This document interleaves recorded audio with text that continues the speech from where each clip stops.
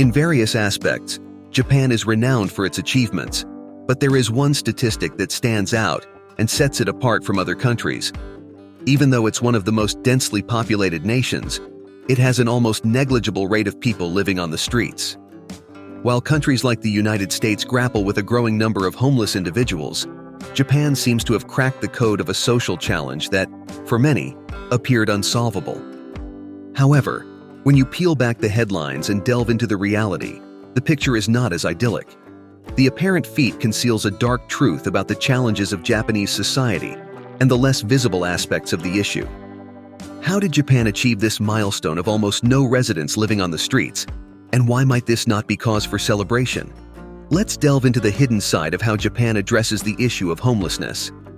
According to official data, Japan has a population exceeding 125 million, among which only 3,000 are homeless, accounting for a mere 0.003% of the total population. This figure is significantly lower than in countries like Switzerland and contrasts with numbers from countries like the United States. But what could be the reason for this disparity? Several factors are often cited. Firstly, living on the streets in Japan is extremely challenging, given that in the Japanese mentality, this condition is heavily stigmatized. The local society does not show strong empathy towards the homeless, often viewing them as responsible for their own condition and consequently unworthy of assistance. The situation is exacerbated by the fact that the majority of the homeless in the country are men. In Japanese culture, it is expected that men be the breadwinners, and when they fail in this role, they face the weight of judgment from both society and self-evaluation. In response to this perspective, the government adopts measures that discourage life on the streets. For example, begging in public places is illegal, often leading the homeless to be relegated to invisibility. Metropolises like Tokyo have adopted urban planning strategies aimed at discouraging the presence of homeless individuals in public spaces. Common measures include the closure of parks after dark and the installation of urban furniture, such as benches, designed to make lying down or sitting for extended periods uncomfortable. Such initiatives aim to limit and socially stigmatize the condition of homelessness, which consequently influences the low prevalence of this phenomenon, as many strive to avoid it at all costs. There are other factors intrinsic to Japanese culture and policies that, while not directly focused on the issue of homelessness, positively impact this situation. For example, Japan has extremely strict drug laws, excluding alcohol. With severe penalties, less than 2% of the population has ever used illicit substances, making drug addiction rare in the country. Additionally, the country has a robust healthcare system. This is a crucial differentiation, as in the United States, it is estimated that 30 to 50% of the homeless population suffer from mental disorders. In Japan, individuals with psychiatric issues are generally accommodated in specialized institutions. While in the United States, many individuals with mental disorders or facing economic crises end up on the streets, Japan has adopted a distinct strategy, particularly in terms of housing. While most developed nations impose numerous regulations that complicate the construction of new housing, Japan has opted for a more liberal model. With fewer restrictions, construction has flourished, resulting in lower costs and consequently more affordable housing for the population. At first glance, one might think that Japan is a successful model in addressing a social challenge.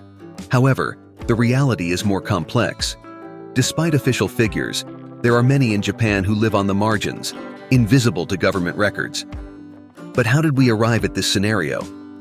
In the 1990s, the country was shaken by an economic crisis marked by the decline in stock and real estate markets. In the years that followed, job stability became a rarity, and millions found themselves confined to temporary and poorly paid jobs. Many never regained a path to prosperity, becoming part of what is often referred to as the lost generation in Japan. Individuals lacking recognition, a place in the community, and future prospects. As a result, many struggled to sustain a home and cover monthly rent, even in Japan, where the cost of living could be considered reasonable. In this context, the figure of the digital homeless emerged. In essence, Japan boasts a vast number of internet and manga cafes that operate around the clock. In these establishments, customers pay for their usage period and can stay for as long as they wish. Since the 1990s, many of Japan's so-called lost generation began to see these places as temporary havens. Although they do not offer beds, it is common to find people sleeping at the computer stations. With increasing demand, these locations started offering food, drinks, clean clothes, and even showers. This evolved into its own segment in the market, and currently, these digital cafes represent a kind of Japanese-style commercial hostel for the homeless, although they charge for their stay. It's worth mentioning that the rates are not exactly modest, with overnight costs in small booths ranging from $17 to $28. Regular patrons of internet cafes, known as net cafes in Japan, often hold sporadic or short-term jobs. However, the salary they receive is not sufficient to sustain conventional rent. Nevertheless, they can afford a few hours in one of these cafes each night. These individuals face a situation of homelessness without a fixed place to call home, and often find themselves on the margins of various aspects of society. Still, they strive not to reveal this reality. They avoid sleeping in public spaces, maintain jobs, and make an effort to appear well-groomed to escape the stigma associated with homelessness in Japanese culture. As a result, it is widely accepted that official numbers on homelessness in Japan underestimate the reality. Non-governmental organizations believe that the actual count of individuals living on the streets is at least 3 times higher than the official figures. And this calculation doesn't even take into account those seeking refuge in net cafes during part of the day or night. If we were to consider this population, the picture would be drastically altered.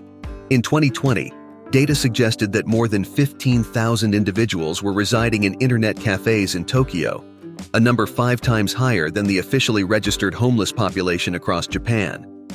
The existence of the so-called digital homeless has its upsides. It allows these people to maintain some degree of dignity while avoiding complete social isolation. However, this scenario also reflects the underlying challenges in Japanese society. Nearly 22 million Japanese, or 1/3 of the workforce, are employed in temporary or part-time positions, not by choice, but due to a lack of stable job opportunities. While not all of them are homeless, the vast majority survive on minimum wages, struggling to afford regular rent and without prospects of short-term economic improvement. Thus, even though the official number of homeless individuals in Japan is lower than that in the United States, the quantity of people in economically vulnerable situations in Japan is surprisingly high. Even though a small fraction ends up living on the streets, many find themselves on the brink of social exclusion, residing in internet cafes or small capsule hotel rooms. Trapped in a vicious cycle, they can't secure stable jobs to afford decent rent. Due to societal expectations and norms, many choose to remain hidden, and unfortunately, society tends to acquiesce to this invisibility. An unseen problem is easily forgotten, allowing authorities to claim that the homeless rate is 0. However, this merely masks a deep crisis in the Japanese economy, and the growing population of invisible individuals indicates that the situation is far from being resolved. If this video has provided you with valuable insights, please comment below to increase its visibility on YouTube. Sending warm regards, and until next time.